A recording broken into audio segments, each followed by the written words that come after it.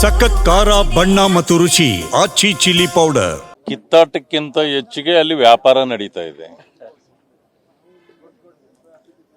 ಮೊದಲು ಕೇಳ್ಪಟ್ಟಿದ್ದು 50 ಕೋಟಿ ಒಬ್ಬೊಬ್ಬ MLAಗೆ ಅಂತ. ಈಗ ಅದಾದ್ಮೇಲೆ ಈಗ ಸ್ವಲ್ಪ ಚೌಕಾಸಿ ಹೆಚ್ಚಾಗಿದೆ.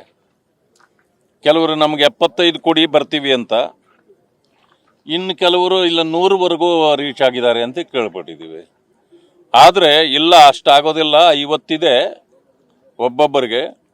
50ರ ಮೇಲೆ ಏನೋ ಒಂದು ಫ್ಲಾಟ್ ಕೊಡ್ತೀವಿ, ಆ ಫ್ಲಾಟ್ ಆದಮೇಲೆ ಒಂದು ಇದೇನಿದು ಫಾರ್ಚುನರ್ ಕಾರ್ ಕೊಡ್ತೀವಿ, ಇಂಥವು ನಡೀತಾವೆ ಅಂತೇಳಿ ನನಗೆ ಮೆಸೇಜ್ ಬರ್ತಿದೆ.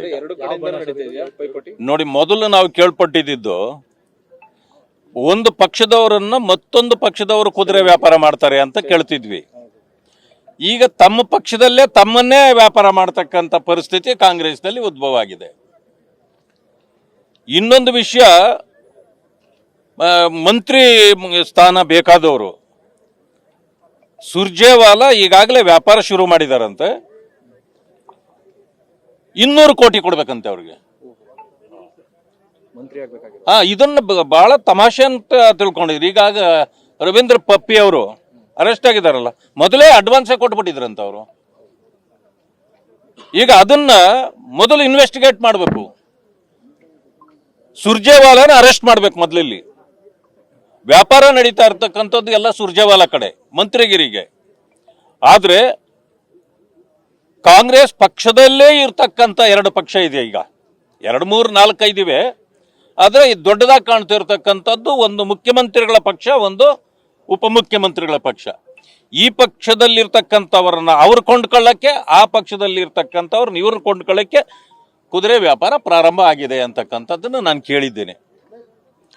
ಸೊ ಇದು ಇನ್ವೆಸ್ಟಿಗೇಷನ್ ಕೂಡ ಆಗಬೇಕು. ನಾನು ಈಗ ಇಡಿಗೂ ಕೂಡ ನಾನು ಪತ್ರ ಬರೀಬೇಕಂತಿದ್ದೇನೆ. ಯಾಕಂತಂದ್ರೆ ಇವರು ಈ ರೀತಿ ಆಟ ಆಡ್ಕೊಂಡು ಜನರ ಹಣವನ್ನು ಲೂಟಿ ಮಾಡಿ, ಶಾಸಕರುಗಳನ್ನು ಖರೀದಿ ಮಾಡಿ,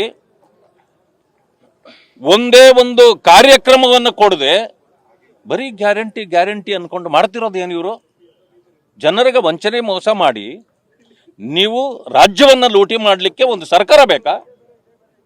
ಸಮಸ್ಯೆಗಳ ಪರಿಹಾರ ಆಗಬೇಕು. ರೈತರ ಪರಿಸ್ಥಿತಿ ಏನಾಗಿದೆ, ದಲಿತರ ಪರಿಸ್ಥಿತಿ ಏನಾಗಿದೆ, ಇದನ್ನು ಕೇಳೋರು ಯಾರು? ಯಾರಾದರೂ BJP ಅವರು ಬಾಯಿ ಬಿಟ್ಟು ಒಂದು ಮಾತು ಹೇಳಿದ್ರೆ, ಅವ್ರು ಬಟ್ಟೆ ಬಿಚ್ಕೊಂಡ್ರು ನಾವೇನು ಕೇರ್ ಮಾಡಲ್ಲ. ಮತ್ತೆ ಪ್ರಜಾಪ್ರಭುತ್ವಕ್ಕೆ ಬೆಲೆ ಇದೆಯಾ? ಸಂವಿಧಾನಕ್ಕೆ ನಿಮ್ಮಲ್ಲಿ ಬೆಲೆ ಇದೆಯಾ? ಮಾತೆತ್ತಿದ್ರೆ ಸಂವಿಧಾನದ ಪುಸ್ತಕ ಇಟ್ಕೊಂಡೇ ಅಳ್ಳಾಡಿಸ್ಕೊಂಡು ಓಡಾಡ್ತೀರಿ. ಇದಕ್ಕೆಲ್ಲ ಯಾರು ಉತ್ತರ ಕೊಡೋರು? ಈ ರೀತಿ ದೊಡ್ಡ ಒಂದು ಇದೆ ನಡೀತಾ ಇದೆ. ಇದಕ್ಕೆ ಇತಿಶ್ರೀ ಆಡ್ತಕ್ಕಂಥದ್ದು ಜನ ಈಗಾಗಲೇ ತೀರ್ಮಾನ ಮಾಡ್ಕೊಂಡಿದ್ದಾರೆ.